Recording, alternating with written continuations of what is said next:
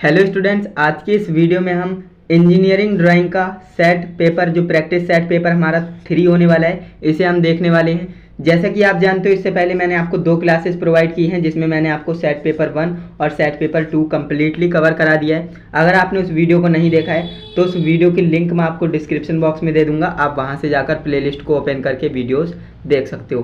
तो आज की इस वीडियो में हम बात करने वाले हैं जो आपका प्रैक्टिस नंबर 3 है, जो कि लास्ट सेट पेपर हमारा होने वाला है। मैंने आपको बोला है जो मैं आपको 3 सेट पेपर करा रहा हूँ, इनमें से ही आपको ईडी में, जो आपके ईडी में 6 क्वेश्चन आते हैं ना, तो आप 6 के 6 क्वेश्चन सही करने वाले हो।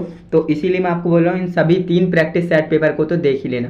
अगर आपने कंप्लीट जो है आपकी इंजीनियरिंग ड्राइंग अच्छे से नहीं पढ़ी थी पूरे साल, तो आप करेंगे क्या, जो मैंने ये 3 सेट पेपर कराए हैं ना, इन 3 सेट पेपर को जरूर देख लेना, क्योंकि यहीं से आपको मैक्सिमम क्वेश्चन आपको एग्जाम में देखने को मिलेंगे 2025 ITI एग्जाम में। ओके, तो आज की इस वीडियो में हम बात करने वाले हैं प्रैक्टिस सेट पेपर 3 के बारे में, जो कि इंजीनियरिंग ड्राइंग का होने वाला है, इलेक्ट्रीशियन ट्रेड के लिए होने वाला है। तो जो भी इलेक्ट्रीशियन ट्रेड से हैं तो वो इस वीडियो को जरूर देखेंगे, बाकी अदर ट्रेड के भी देख सकते हैं, लेकिन जो मेन बात कहें तो वो इलेक्ट्रीशियन ट्रेड की ये वीडियो होने वाली है। क्लियर है? तो अगर आपको वीडियो अच्छी लगे तो वीडियो को लाइक ज़रूर किया करें, क्योंकि आप जो है वीडियो को देखने के बाद भूल जाते हैं लाइक करना, तो पहले से ही लाइक कर दिया करें, अपनी हाजिरी दर्ज कर दिया करें, है ना। तो चलिए अब हम जो है क्लास को शुरू करते हैं। तो यहाँ पर आप देख पाएंगे सबसे पहला हमारा क्वेश्चन है, नीचे दिए गए चित्रों में से, है ना, कौन सा फ्रेंच कर्व है, ये आपको पहचानना है। तो फ्रेंच कर्व कौन सा होता है, कैसा दिखता है, वो मैंने आपको क्लासेस में बता रखा है, तो आप देखते ही बता पा रहे होंगे कि इसका हमारा right answer option number C होगा, क्योंकि ये आपका जो है सेट स्क्वायर है ना, जो कि यहाँ पर डबल सेट स्क्वायर है। ये तो आपका फ्रेंच कर्व है नहीं, ये आपकी स्टील रूल है, ये आपका प्रोटेक्टर है, चांदा है ना। तो ऑप्शन नंबर आपका सी करेक्ट हो जाएगा। यहाँ तक आपको कोई भी दिक्कत नहीं होनी चाहिए। नेक्स्ट हमारा क्वेश्चन है, निम्न में से कौन सी पेंसिल सबसे मुलायम ग्रेड की होती है। तो ये आपको बताना है कि इनमें से 4 आपके पास ऑप्शन है, तो इनमें से मुलायम ग्रेड की पेंसिल कौन सी है। तो मैंने आपको ये सारी चीज़ें बता रखी हैं, तो ऑप्शन नंबर डी यहाँ पर आ रहा है बिल्कुल सही, यानी कि आपकी तैयारी अच्छी हो रखी है। ऑप्शन नंबर डी आपकी करेक्ट आंसर हो जाएगा 7B, है ना। 7B की कैसी होती है, मुलायम ग्रेड की पेंसिल होती है। नेक्स्ट हमारा क्वेश्चन है, ड्राइंग बोर्ड बना होता है। तो ड्राइंग बोर्ड किसका बना होता है, कैल की लकड़ी का, जैतून की लकड़ी का, ओक की लकड़ी का, या फिर उपरोक्त सभी।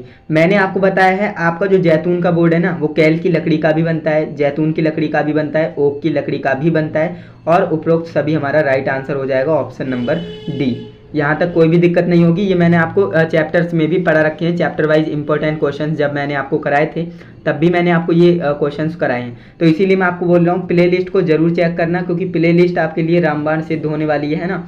और बात करें ES की, इम्प्लॉयबिलिटी स्किल की, तो इसकी टेंशन मैंने आपको बहुत पहले दूर कर दी है। अगर आपने वीडियोस को नहीं देखा है ना, तो आप बहुत ही ज़्यादा पीछे रह गए हो, है ना। तो आपको करना क्या है, उन वीडियोस को देख लेना है। प्लेलिस्ट मैंने बना रखी है, तो आपको करना क्या है, प्लेलिस्ट को ओपन करके सभी वीडियोस को देख डालना है, क्योंकि अभी भी आपके पास लगभग 10 से 15 दिन हैं, तो आप कवर कर सकते हो चीज़ों को।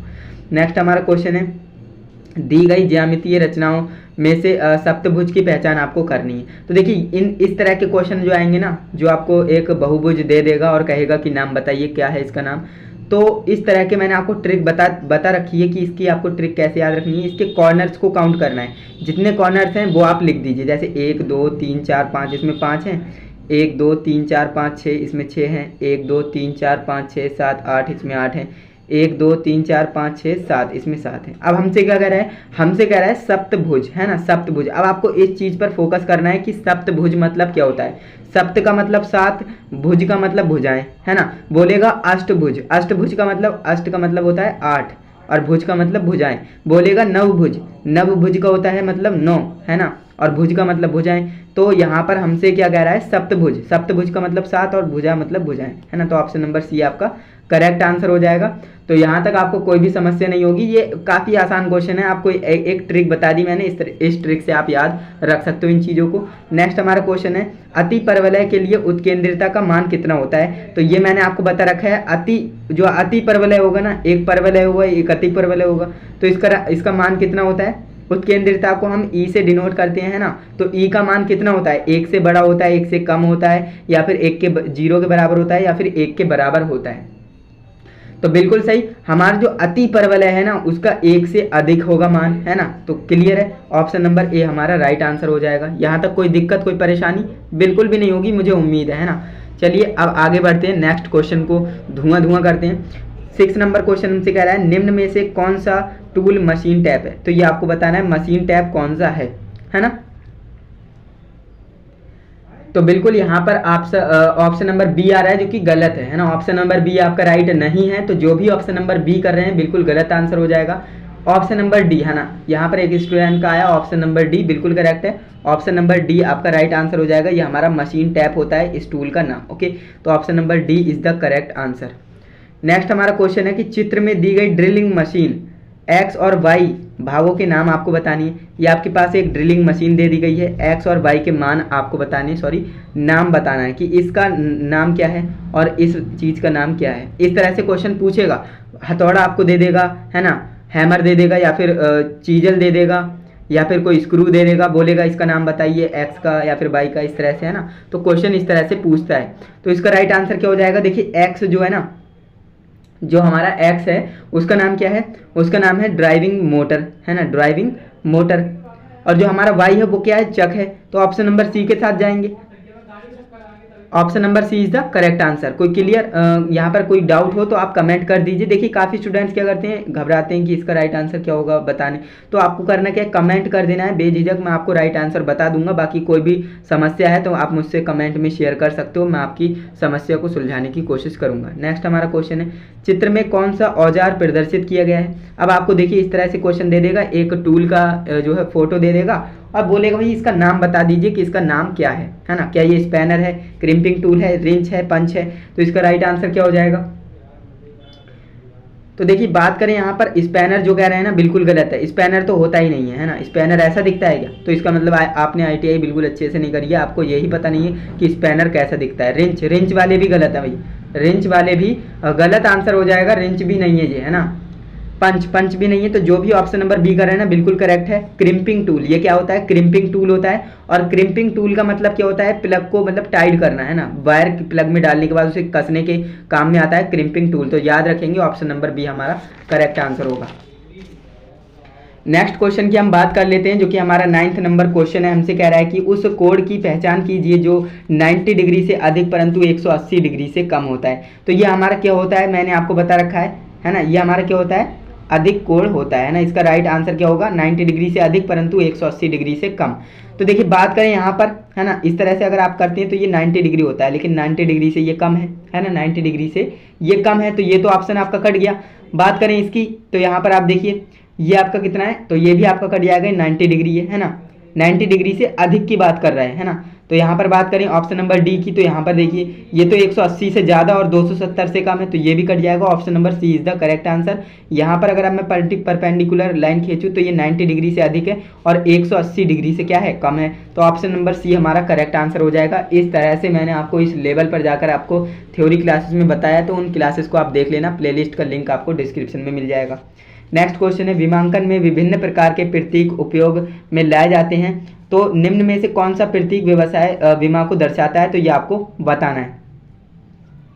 तो इसका व्यास की विमा को कौन दर्शाता है, किस तरह से आप दर्शाएंगे व्यास की विमा को, तो इसका आपको राइट आंसर बताना है। बिल्कुल सही, आपका right answer option number A होगा। इसे हम फाई से डिनोट करते हैं, ये क्या है, इसे हम फाई कहते हैं, याद रखेंगे, इसे हम फाई कहते हैं। ऑप्शन नंबर ए हमारा राइट आंसर हो जाएगा। नेक्स्ट हमारा क्वेश्चन है, यदि किसी समांतर चतुर्भुज का संलग्न कोण समकोण है तो निम्न में से कौन सा कथन सत्य है, यह आपको बताना है। चतुर्भुज एक समचतुर्भुज होता है, चतुर्भुज एक समचतुर्भुज होता है, तो ये तो सत्य नहीं है। चतुर्भुज एक वर्ग होता है, चतुर्भुज एक वर्ग होता है, तो ये भी सही नहीं है ना। चतुर्भुज एक समलंब चतुर्भुज होता है, ये भी सही नहीं है। तो ऑप्शन ए, बी और डी कट गया, यानी ऑप्शन नंबर सी आपका करेक्ट आंसर हो जाएगा। चतुर्भुज हमेशा एक आयत होता है, तो ऑप्शन नंबर सी आपका करेक्ट आंसर हो जाएगा। यहाँ तक कोई भी समस्या, कोई भी परेशानी है तो कमेंट कर दीजिए, अगर नहीं है तो लाइक करके आगे बढ़िए, है ना। नेक्स्ट हमारा क्वेश्चन है, निम्न चित्र में, यानी जो नीचे चित्र दिया गया है, 3 वृत्त दर्शाए गए हैं, देख सकते हैं, पहला वृत्त, दूसरा वृत्त और तीसरा वृत्त। 3 वृत्त दर्शाए गए हैं, तीनों वृत्त का केंद्र एक ही है, जैसा कि आप जान लो, इस वृत्त का केंद्र भी ये है, इसका भी है, इसका भी है, यानी तीनों का एक ही केंद्र है, एक ही सेंटर पॉइंट है। ऐसे वृत्तों को क्या कहते हैं, अब ये वृत्तों को हम क्या कहेंगे, संकेंद्रीय वृत्त कहेंगे, अंतःवृत्त कहेंगे, बाह्य वृत्त कहेंगे, उत्केंद्रीय वृत्त कहेंगे। तो इन ऐसे वृत्तों को हम क्या कहते हैं, है ना, जिनका केंद्र एक ही होता है, उन वृत्तों को हम क्या कहते हैं, तो बिल्कुल यहाँ पर मैं देख पा रहा हूँ एंड यहाँ पर जो ऑप्शन नंबर बी आ रहा है देखने को मिल रहा है मुझे, जो कि गलत आंसर है। Option number A is the correct answer है ना, संकेंद्रीय वृत्त उन्हें कहते हैं, कंसेंट्रिक सर्कल कहते हैं। Option number A is the right answer. Clear है। यहाँ पर बात करें ऑप्शन नंबर ए आपका करेक्ट आंसर हो जाएगा। नेक्स्ट हमारा क्वेश्चन है, इंजीनियरिंग ड्राइंग में विभिन्न प्रकार की अक्षरांकन का उपयोग किया जाता है, नीचे दिए गए अक्षरांकन शैलियों की पहचान कीजिए। अब यहाँ पर ये जो आपको शैली दे रखी है इसकी आपको पहचान करनी है, किस शैली में ये लिखे गए हैं वो आपको बताना है। गोथिक होगा, रोमन होगा, इटैलिक होगा, टेक्स्ट होगा। तो इसका राइट आंसर क्या हो जाएगा, फटाफट से कमेंट करिए। एंड यहाँ पर मुझे आंसर आना दिखाई पड़ने लगा है, ऑप्शन नंबर ए आ रहा है मैक्सिमम स्टूडेंट्स का, जो कि करेक्ट है ना, गोथिक। ये क्या है, गोथिक में है, तो ऑप्शन नंबर ए आपका राइट आंसर हो जाएगा। तो रोमन को आपको शैलियों को पहचानना आना चाहिए। नेक्स्ट हमारा क्वेश्चन है, इंजीनियरिंग ड्राइंग में इटैलिक प्रकार का अक्षरांकन है। अब आपको पहचानना है कि इसमें से इटैलिक क्या है। ये तो नॉर्मल दिख रहा है, ये होगा नहीं, है ना, ये भी नहीं होगा, ये भी नहीं होगा। Option number C. देखिए इटैलिक का मतलब क्या होता है, मैंने एक लिखा यहाँ पर RAJ नॉर्मल राज, है ना, लेकिन एक मैंने इस तरह से लिखा, कुछ इस तरह से, है ना। अब देखिए यहाँ पर मैंने ये कुछ तिरछा करके लिखा है ना, तो इसी को हम क्या कहते हैं, इटैलिक कहते हैं। तो ऑप्शन नंबर सी हमारा क्या हो जाएगा, करेक्ट आंसर हो जाएगा, इटैलिक। ओके, इटैलिक में जब भी आप किसी नाम को टाइप करेंगे तो वो क्या होता है, थोड़ा सा तिरछा होता है। और एंगल कितना होता है, एंगल भी आपको ध्यान रखना है, 75 डिग्री का एंगल होता है। ये भी क्वेश्चन पूछा गया है ना, ये भी क्वेश्चन पूछा गया है कि जो आप इटैलिक में किसी वर्ड को टाइप करते हो, लिखते हो, तो उसमें कितने डिग्री का एंगल पर तिरछा होता है आपका लेटर, है ना। तो वो 75 डिग्री पर होता है, इसको भी आपको ध्यान में रखना है। नेक्स्ट क्वेश्चन की बात कर लेते हैं। नेक्स्ट हमारा क्वेश्चन है, डबल स्ट्रोक अक्षर व अंक पेंसिल के 2 स्ट्रोक खींचकर लिखे जाते हैं। तो पेंसिल के 2 स्ट्रोक के मध्य जो दूरी होगी, है ना, उसकी आपको ऊंचाई बतानी कि ऊंचाई कितनी रखी जाती है। 1/7 से लेकर 1/10 तक, या फिर 1/2 से 1/4 तक, या फिर 2 गुनी, या फिर आधी। तो यहाँ पर जो है राइट आंसर की बात करें तो ऑप्शन नंबर ए की तरफ जाएगा, है ना। Option number A right answer हो जाएगा, क्योंकि जो पेंसिल के 2 स्ट्रोक के मध्य जो दूरी होती है ना, वो हम 1/7 से लेकर 1/10 तक रखते हैं। तो ऑप्शन नंबर ए हमारा करेक्ट आंसर हो जाएगा। नेक्स्ट हमारा क्वेश्चन है, निम्न चित्र में जो नीचे चित्र दिया गया है इसमें क्रियात्मक विमा कौन सी है, ये आपको बताना है। देखिए अक्रियात्मक और एक क्रियात्मक, 2 विमाएं आपसे पूछेगा कि क्रियात्मक विमा कौन सी है और अक्रियात्मक विमा कौन सी है। तो ये मैंने आपको कॉन्सेप्ट वाली क्लास में बता रखा है। अभी हम सेट पेपर कर रहे हैं तो ज़्यादा डीप में नहीं जाएंगे, अभी हम डायरेक्ट आंसर देखेंगे। तो यहाँ पर बात करें इसका राइट आंसर क्या हो जाएगा, MNOP। तो इसका राइट आंसर क्या है, तो इसके राइट आंसर की बात करें ऑप्शन नंबर ए हो जाएगा, M, है ना। M is the correct answer. तो इसे आप ध्यान रखेंगे, जो ये M वाली विमा है ना, ये हमारी क्रियात्मक विमा होगी। नेक्स्ट हमारा 17 नंबर क्वेश्चन है, नीचे दिए गए चित्र में विमांकन की कौन सी विधि का प्रयोग किया गया है ना। विमांकन की विधि जरूर पूछेगा कि मेथड, किस मेथड से विमांकन किया गया है। तो एक दिशीय विमांकन, रेखीय, या फिर तिर्यक, या फिर उपरोक्त में से कोई नहीं। तो बात करें इसमें किस मेथड से डायमेंशन की गई है, तो इसका जो राइट आंसर है ऑप्शन नंबर बी की तरफ जाएगा, है ना। संरेखीय विधि से इसमें विमांकन किया गया है। तो ऑप्शन नंबर बी हमारा राइट आंसर हो जाएगा। नेक्स्ट हमारा क्वेश्चन है 18 नंबर, किसी वृत्त के व्यास की माप देने से सही विधि कौन सी है ना। यानी कि किसी वृत्त के व्यास की माप देने की सही विधि कौन सी है वो आपको बताना है। 4 ऑप्शंस आपके सामने हैं, वृत्त यहाँ पर बनाए गए हैं, तो इसमें आपको राइट आंसर बताना है, जो कि इसका right answer option number C होगा, है ना। Option number C is the correct answer. यहाँ पर आप देख सकते हो क्योंकि यहाँ पर हमें 5 से डिनोट भी किया गया है ना। तो ये हमारा सी ऑप्शन राइट आंसर हो जाएगा, तो इसे आप ध्यान रखेंगे। नेक्स्ट हमारा क्वेश्चन है जो कि हमसे कह रहा है, नीचे दिए गए चित्रों में से कास्ट आयरन रूढ़िगत चिन्ह। देखिए कन्वेंशन साइन जरूर पूछेगा, कन्वेंशन साइन कैसे होती हैं। तो आपके लिए कि चित्र दे देगा 4, है ना, और बोलेगा कि कास्ट आयरन बताइए, या फिर लोहे बताइए, या फिर जल, या फिर सीसा, इस तरह से आपसे पूछेगा। और रूढ़िगत जो चिन्ह होते हैं, कन्वेंशनल साइन होते हैं, इससे एक न एक क्वेश्चन हमेशा पूछा ही गया है। तो इस बार भी इंजीनियरिंग ड्राइंग में इस क्वेश्चन का आने की संभावना है। तो इसका आपको राइट आंसर बताना है कि इसका राइट आंसर क्या हो जाएगा। तो बात करें इसके राइट आंसर की, तो कास्ट आयरन पूछ रहा है ना, कास्ट आयरन। तो कास्ट आयरन का तो ऑप्शन नंबर ए जाएगा, है ना। कास्ट आयरन का ऑप्शन नंबर ए जाएगा। ये जो आप रूढ़िगत चिन्ह देख रहे हो, कन्वेंशनल साइन देख रहे हो, ये हमारा कास्ट आयरन का होता है। तो ऑप्शन नंबर ए हमारा राइट आंसर हो जाएगा, इसे आपको ध्यान में रखना है। नेक्स्ट हमारा क्वेश्चन है 20 नंबर, निम्न में से कौन सा प्रतीक रेल सेक्शन को दर्शाता है। अब देखिए रेल सेक्शन को कौन सा प्रतीक हमारा दर्शाएगा, तो वो ऑप्शन नंबर ए है, मैंने आपको बता रखा है। ये आपका क्या होता है, रेल सेक्शन का होता है ना, रेल सेक्शन का होता है। नेक्स्ट हमारा क्वेश्चन है ड्राइंग शीट को ड्राइंग बोर्ड पर स्थिर करने के लिए कौन सा उपकरण का उपयोग आप करेंगे। देखिए ड्राइंग शीट आपकी होती है, जो पेपर होता है जिस पे आप ड्राइंग करते हो, तो उसे आपको ड्राइंग बोर्ड पर रोक कर रखना है या फिर हिले डुले ना, तो उसके लिए आप किसका इस्तेमाल करेंगे, टेप का या फिर पिन का या फिर क्लिप का या फिर ये सभी। तो देखिए ड्राइंग शीट को आपको रोकना है तो आप इनमें से जो है किसी का भी इस्तेमाल कर सकते हो, तो ऑप्शन नंबर डी राइट हो जाएगा, सभी का, है ना। हम चाहें तो पिन का भी इस्तेमाल कर सकते हैं, क्लिप का भी इस्तेमाल कर सकते हैं और टेप का भी इस्तेमाल कर सकते हैं। तो इतने आसान क्वेश्चन भी आपको देखने को मिलेंगे, तो ऑप्शन नंबर डी हमारा ये राइट आंसर हो जाएगा। नेक्स्ट क्वेश्चन की बात कर लेते हैं जो कि है 22 नंबर। एक बहुभुज के आंतरिक कोण और बाहरी कोण का योग कितना होता है। एक आंतरिक कोण और एक बाहरी जो कोण होता है, इनका योग बोल रहा है कितना होता है, तो 90 होगा, 180 होगा, 270 होगा या फिर 360 होगा। तो इसके राइट आंसर क्या हो जाएगा, तो बिल्कुल इसका right answer option number B होगा, 180 होता है ना। तो 180 आपका ऑप्शन नंबर बी में है, तो ऑप्शन नंबर बी आपका राइट आंसर हो जाएगा। नेक्स्ट हमारा क्वेश्चन है जो कि है चित्र में प्रदर्शित वेल्डिंग औजार का नाम बताइए। ये आपके लिए वेल्डिंग मशीन आपके लिए दे रखी है, तो इसमें आपको इस वेल्डिंग टूल का नाम बताना है। एनविल वेल्डिंग है या फिर चिम्पिंग हथौड़ा है या फिर हॉज प्रोटेक्टर है या फिर ड्रिल है। तो इसका राइट आंसर क्या हो जाएगा, तो ये तो वेल्डर वाले जानते होंगे, है ना, लेकिन इलेक्ट्रीशियंस को भी इसके बारे में बताया गया इस चैप्टर में आपका है ना। तो इसका राइट आंसर क्या होगा, तो ऑप्शन नंबर ए एनविल, है ना। Anvil is the right answer, option number A. Next second last हमारा क्वेश्चन है इस वीडियो का जो कि है निम्न चित्र में किस प्रकार का त्रिभुज दर्शाया गया है। ये आपके पास एक ट्रायंगल दे दिया गया है, अब बोल रहा है कि इसमें राइट आंसर बताइए क्या है, समद्विभुज। अब देखिए इसे देखते ही हमें पता लग रहा है कि ये भुजा और ये भुजा और ये भुजा, यानी तीनों भुजाएं क्या हैं, आपस में बराबर हैं, एंगल भी क्या है, बराबर है ना। एंगल भी क्या है, बराबर है और भुजाएं भी क्या हैं, बराबर हैं। तो ऐसे ट्रायंगल को हम क्या कहते हैं, तो ऐसे ट्रायंगल को हम समबाहु त्रिभुज कहते हैं। समबाहु का मतलब क्या होगा, देखो सम मतलब समान, बाहु मतलब भुजाएं और त्रिभुज मतलब त्रिभुज, है ना। तो जिस त्रिभुज की सभी भुजाएं बराबर होती हैं उसे हम समबाहु त्रिभुज कहते हैं। तो ऑप्शन नंबर डी हमारा राइट आंसर होगा।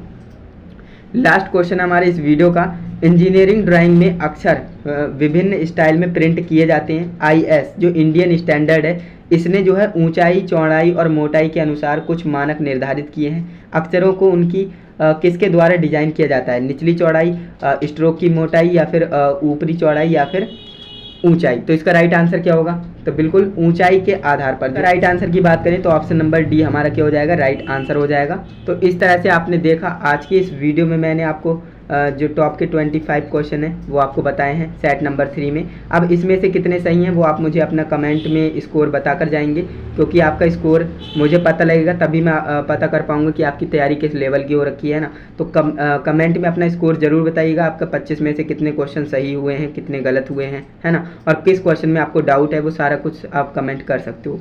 बाकी अगर आपको वीडियो अच्छी लगी है, हमारी मेहनत अच्छी लगी है, एक्सप्लेनेशन अच्छी लगी है, तो वीडियो को लाइक करिएगा। एंड आपके दोस्त भी अगर ITI कर रहे हैं तो उन्हें इस वीडियो को भेज करके उनकी टेंशन को दूर करिए।